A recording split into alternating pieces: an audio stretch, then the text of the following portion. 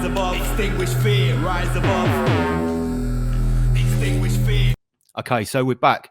Yeah, right, cool. so that was a wicked interview, Father Christmas, aka Matt, and we got into quite a good little chat there afterwards. And I thought, well, record it. So we were talking about like what's going on with the whole protest situation. Yes. How we seem to be making a difference. Yes, we are. We are absolutely making a difference. And as I said earlier, some people are questioning the legitimacy of marches and demos. But I say to people, it's absolutely crucially important now, more so than ever before, that we march. Because when you march, you own the land, the property, the real estate that you are marching on. So, for example, I'm occupying a space of, say, 6 square feet and I'm walking down Oxford Street. I'm standing in Trafalgar Square. Well, that area, for the period of time that I'm there, is mine. It's my capital city. I'm a free person and I'm going to stand here. Now, that's a powerful thing. It's a powerful statement. So, now times that by 10, times it by 100, and times it by however many people you've got in there. And let's just say you've got 50,000 people crammed into Trafalgar Square, because I've been there. It is unbelievably powerful. It's one voice. It's the 99%. You are directly going against what we've been told we can do by the government, and we are occupying that space. Now, that works with history, and you can go all the way back to the time of the ancient Egyptians and Romans, all the way through to today. When you are at war,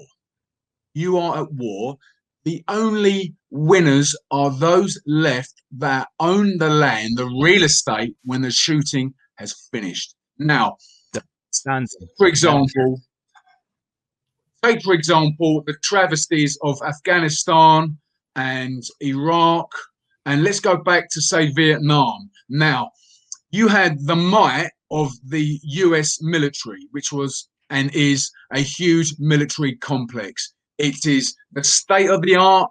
It has the best guns, the best bombs, the best everything. It was beaten by the North Vietnamese. It was beaten by the communist forces. How was it even possible that a country like that could be beaten? Well, it was beaten because it didn't own the land, the real estate, when the shooting had finished. It was always going to go back to those whose country it was. And the same with Iraq, and the same with Afghanistan. We simply couldn't stay there, despite our military might. We had to leave. And then the Taliban moved back into those areas that we were, because we are not there. And so it is crucially important we maintain that same attitude and say, we need to march, we need to occupy this space, even if it's only for a few hours. Yeah. That time that we are there, it is ours. It is not owned by the government. It is not owned by the Metropolitan Police. It is ours.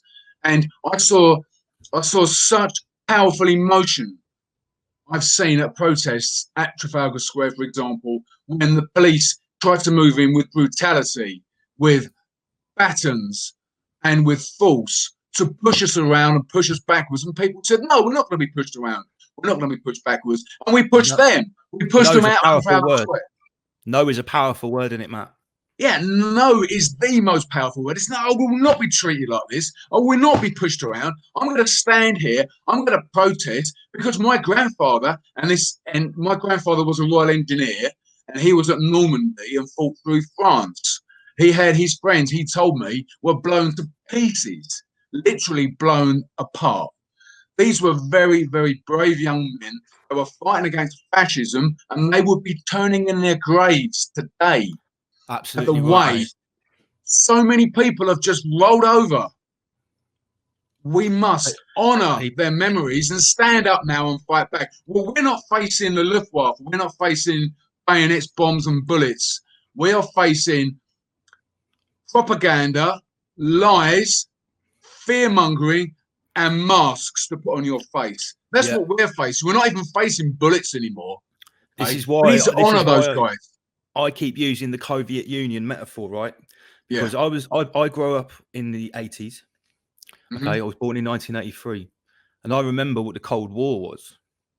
I remember seeing the Soviet Union fall. I remember on TV watching this guy sat on the top of the Berlin Wall with his shirt off, ripping bricks out of the Berlin Wall and chucking them on the ground. Yeah, now back then, I would have been 6 or 7 years old. So I wasn't fully aware of the political situation and the significance of what was happening there. Yes. But in my heart, I knew how important it was. So I saw the fall of the Soviet Union. And what was holding up the Soviet Union? It was propaganda. Yes. It was lies. Fear. It was fear. It was legislation. Yes. It was all the people tricked into grassing up and snitching on their friends and their families and their neighbours. But they weren't doing it because of a virus. They were doing it because of the glorious state. So I'll come back to my metaphor. This is why I use it, because I think it's very fitting. What's essentially happening now in the rollout of the Coviet Union is they have replaced the love of the state with the love of fear of a virus. If you replace that state with that virus, it works on every metric. People are grassing up their neighbours and their families because they're scared of a virus. People's businesses are being shut down because of stupid legislation and stupid rules that are based around a virus, not based around the state just taking your business. That's too obvious. This time they're doing it much more cleverly. Yes, it's very clever what they've done. They've tried to make out that you are the moral guardian and you are the strong one if you wear a mask and you scuttle around like a scared insect away from other human beings, you know. But of course it isn't the case. People act like that because they are scared. But they've been given this idea, this mantra, I wear a mask to protect you and my friends and my family. No, it's a nonsense. These people have been brainwashed into believing that around the corner there's this terrible virus that's going to leap out and kill you. Well, if it's so terrible, where are the bodies piled up? Where are they? Why are the hospitals quieter this time, this year, than they were last year at exactly the same time? At the moment, they're running at about 84%. This time last year, they were running at 85% capacity. Some of the areas are completely quiet. I've been into the hospitals, and some of the areas that I've gone into have been completely deserted. I'm friends with a nurse who works at an intensive care ward in a hospital, which I'm not going to say. She has told me they have no COVID-19 patients in, but what they do have in are people that have tried to commit suicide. That is the pandemic of people trying to end their lives because of the situation they have been forced into with these lies and this fear and this control. You always see it with totalitarian states throughout history again. You need to create your enemies. In this case, they've created this virus. You then need to create your heroes. In this case, it is the NHS. Now you can polarize people into two different groups. You are either for the heroes or you are our enemy and you are for the virus. The Romans did it with the Germanic tribes. It's clever, it's simple. It's absolutely simple, and they have used this same mechanic throughout history, and they're using it now. Do you remember when they got us to go outside and clap like sea lions on a Thursday? Why did they do that? They did that because you are mockery. A mockery. You're going down on your knees and saying, yes, I worship the heroes you have told me to worship. And the biggest insult is to those people that work in the NHS. I know people that have worked and work in the NHS who are absolutely disgusted with that. They don't want that. They're professionals. They want to go to work. They don't want someone getting down on their knees and it's demeaning. It's actually demeaning. It's demeaning. Of course it's demeaning. It's demeaning. In the same way that Black Lives Matter is demeaning. These are things that are used to divide and conquer us in the same way they have used for so many years, the old left wing and the old right wing, to divide people. It's a two-headed coin. You take that coin and once a year we're allowed to walk into a booth with a pencil and scribble on a piece of paper. Oh, yes, I would like that person. Oh, I want that person. Do we actually still believe that makes a single difference? It doesn't. It's a two-headed coin. It's divide and conquer. It's the white middle classes, Black Lives Matter, left wing, right wing, Tory, Labour, people that wear masks, people that don't wear masks. Come on, everybody. We have to now wake up. We are the 99%, and the only power they have over us is the power we let them have over us. If we all rise up together and say we're not being pushed around anymore, you're not going to put us into wars that have killed millions of people for the profit of a few people at the top. We are no longer going to be on our knees and listen to nonsense. We are no longer going to wear muzzles on our faces. We are going to be free human beings. We want to live peacefully. We want to live in our communities, and we want to love one another. We want to hug one another. We want to communicate with one another, because we are human beings and we demand to be treated like it. Yeah, we have to fight for our. And I'll tell you what, mate, all those things you just listed there, that's everything that they want to take away from us. They want to take it away. They want us fearful. They want us hiding behind curtains and twitching curtains and grassing on people that dare to live free. They want to control us. And it's just fear. It's just fear. The ancient Romans did it at the time of Julius Caesar. The fear of the Germanic tribes once again pouring down from the north. And the barbarians. Yeah, the barbarians, the pagans, the heathens, the other. It's the fear of the other. It's just division. You're absolutely right, mate. I'd like to say I think you're absolutely nailing it on the head with your analysis of what's going on. And I'd just like to add, for people that have studied history, and you don't have to look back very far to see this happen. No. You don't have to look back 100 years. You can look back 10 or 20 years in certain parts of the world. And once you understand the MO, the modus operandi of how totalitarianism rolls out, it's like watching a storybook unfold. It really is. That's why some people like yourself and like myself, who have been talking about I don't know about you, but I've been talking about things like this way before coronavirus happened, because absolutely. A lot of people, thankfully, have woken up after this happened, and I can tell just by speaking to you today, you certainly are pre-coronavirus woken up. I can tell you've been onto this for a while, mate. And it is kind of sad for people like you and me, because we can see things down the road here, because it's very systematic. It's very predictable, and you can just see it happening right now. But do you know what?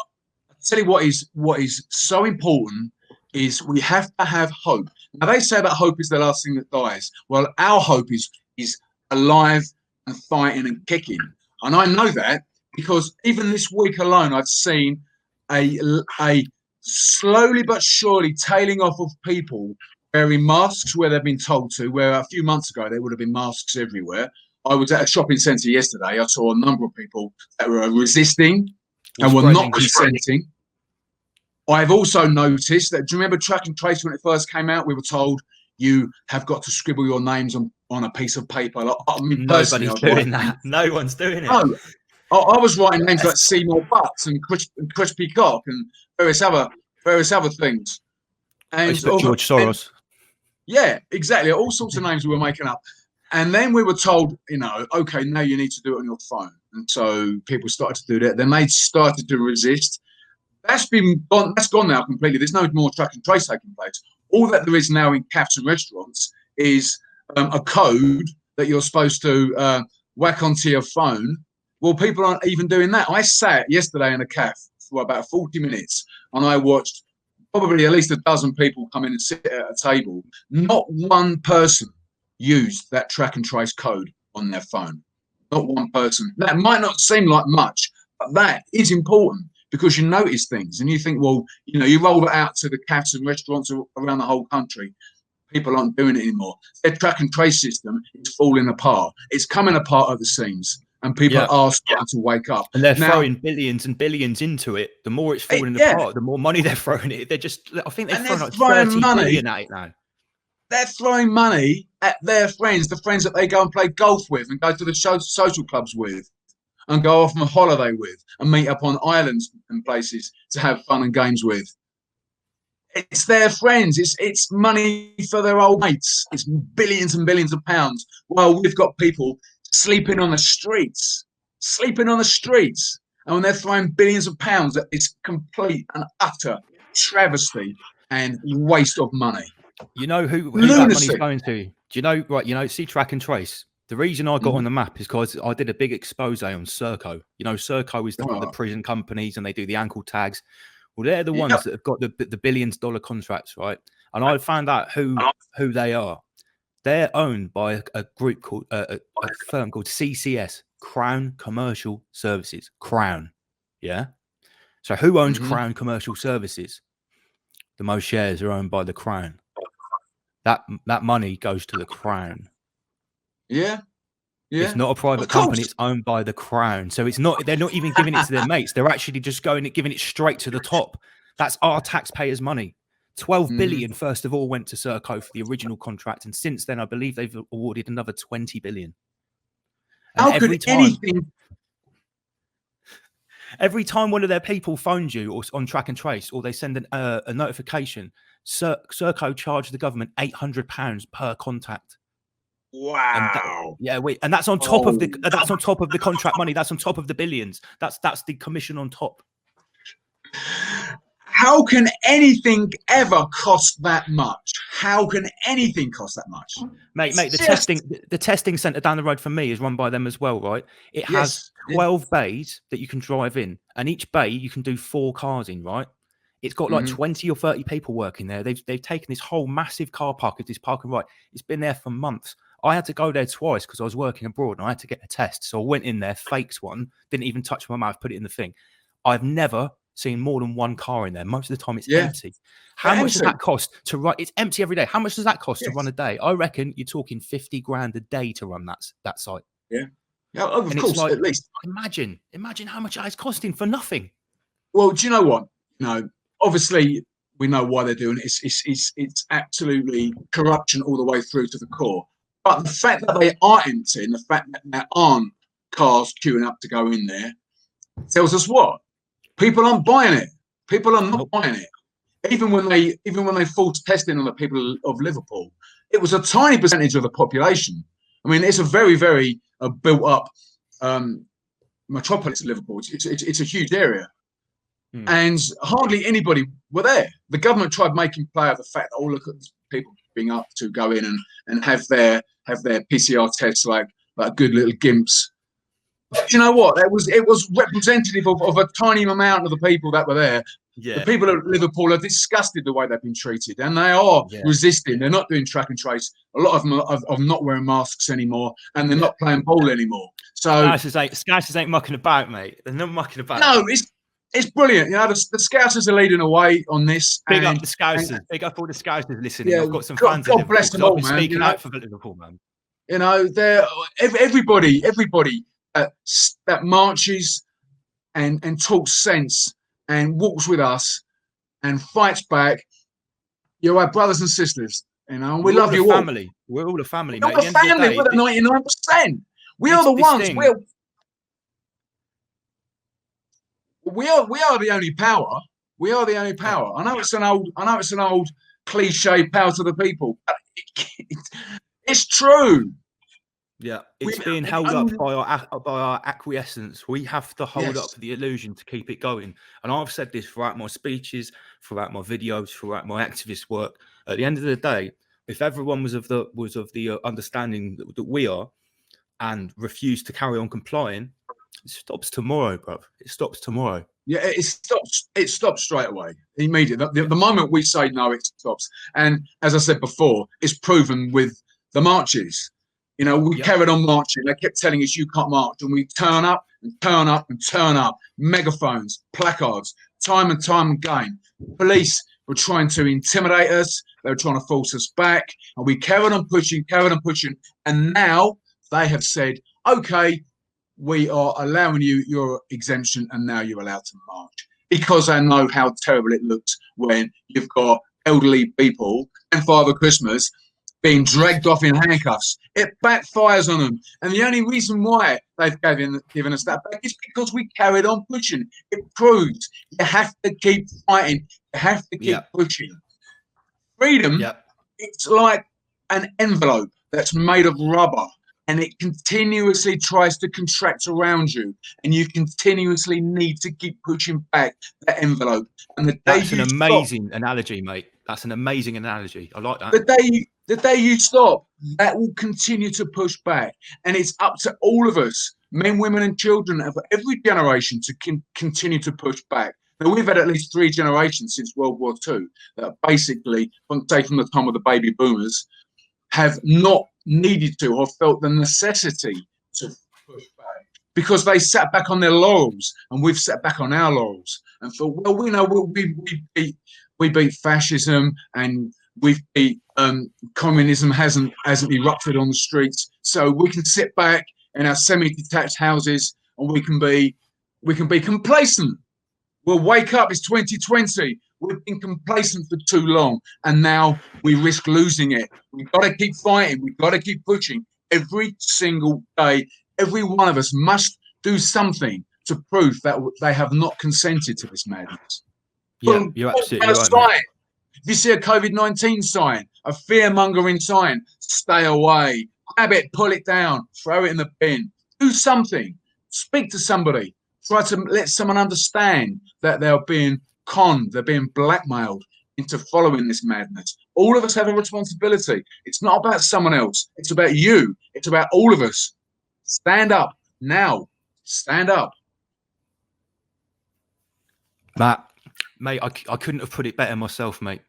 My saying is 25 hours a day, 8 days a week, 465 days a year. That's how much you've got to be on this. With every interaction, with every interaction with someone that's fearful, with every interaction in a shop where someone is murdering their own business by following the regulations, put it back on them. Tell them, can you afford to keep restricting your customer base? Can you afford to keep turning people away because they don't want to wear a stupid mask? Put it back on them. You know, I was walking down the high street the other day, and there was an elderly gentleman with his middle-aged son walking along, and they were both wearing masks, walking along. The old-aged gentleman was looking around scared. He's like, I'm so scared. Some people aren't wearing masks. They're going to give it to me. And I was about 3 meters away, and I had to stop. I had to say, mate, do you know what? Listen, can I say something to you? I said, see that fear that you're holding inside yourself right now? He said, yeah, I'm scared. I said, well, I'll tell you what, that's twice as deadly as any virus that's going around. Yeah. Oh, that's twice as harmful for you. I said, stop being so scared. It's going to be okay, mate. And I don't know. He didn't come back at me. He didn't. No. I think he thought about it. And I said, mate, look, we're stood outside. We're breathing fresh air. I said, it's going to be all right. I had it myself. I was on a protest a while back, and this guy, a great big guy, sort of 6'5", wearing his mask, and he said, shaking his head at us, oh, how can you do this? And I walked up to him and I said, how could you allow yourself to be emasculated like this? I said, your great-grandfather, I can guarantee, would have been a soldier somewhere who would have fought. And there you are, great big guy, goes down the gym, likes lifting weights, plenty of tattoos, probably likes the ladies, wants to be a man. But there you are, hiding behind a little cloth mask. It's awful. It's awful to see that, isn't it?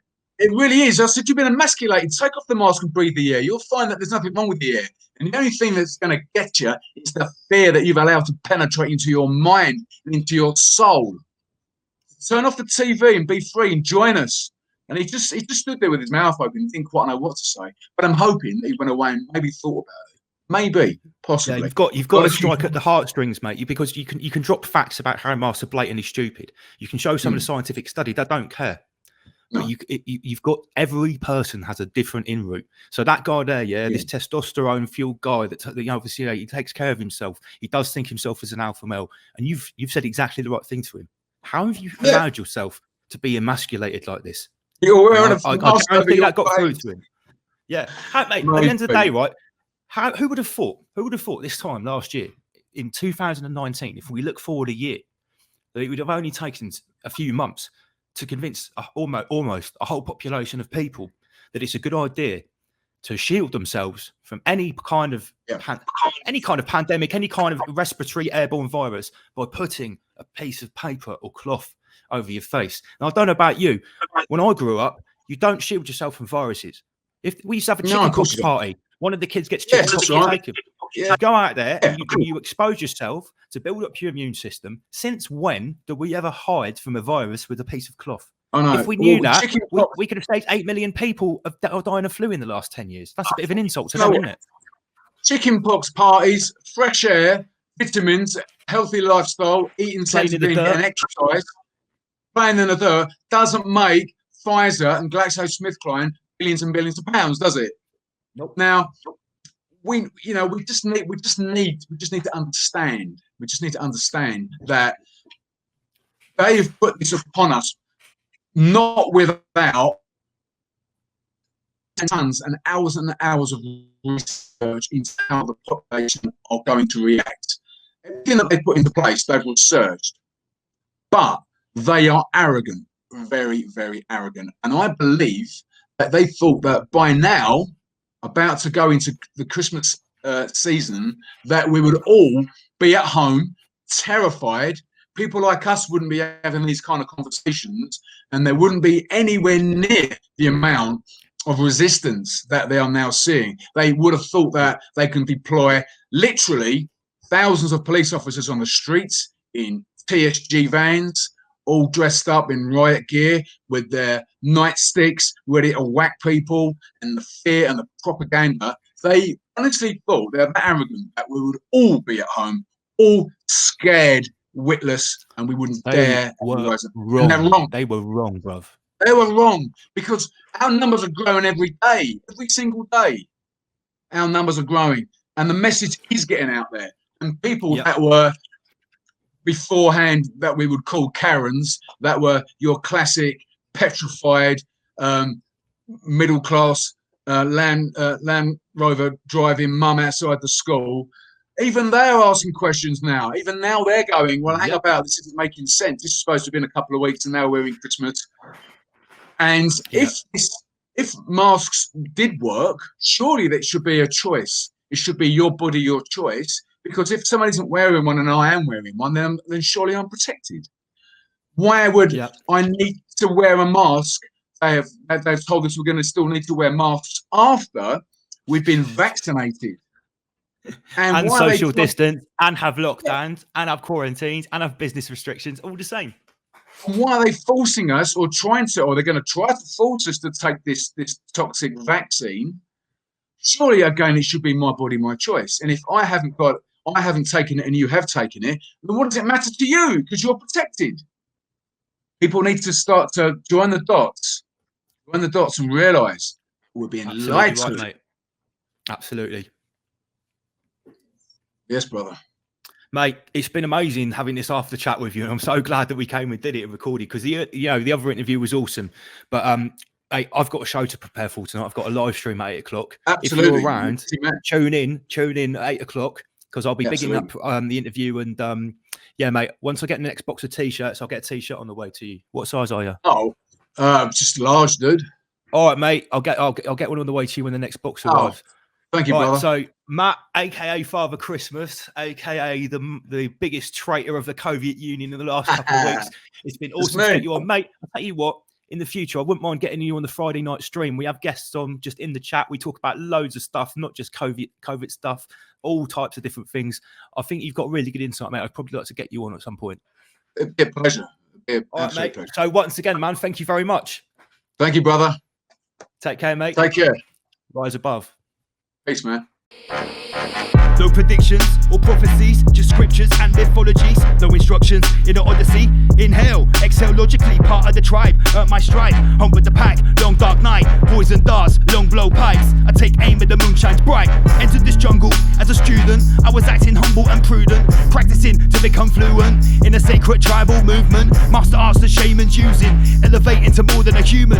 Raise the vibes so the hate's reducing. Absorb the light the sun's producing. Air's electric, feeling the charge of thunder. Dark foreboding sky we got under. Hectic in the presence of wonder. Open your eyes, awake from the slumber. Life is a prey, act like a hunter. Enter the battle, emerge from the bunker. It is the rain dance, I am the drummer. Dance in the rain, it's a stormy summer, look yonder.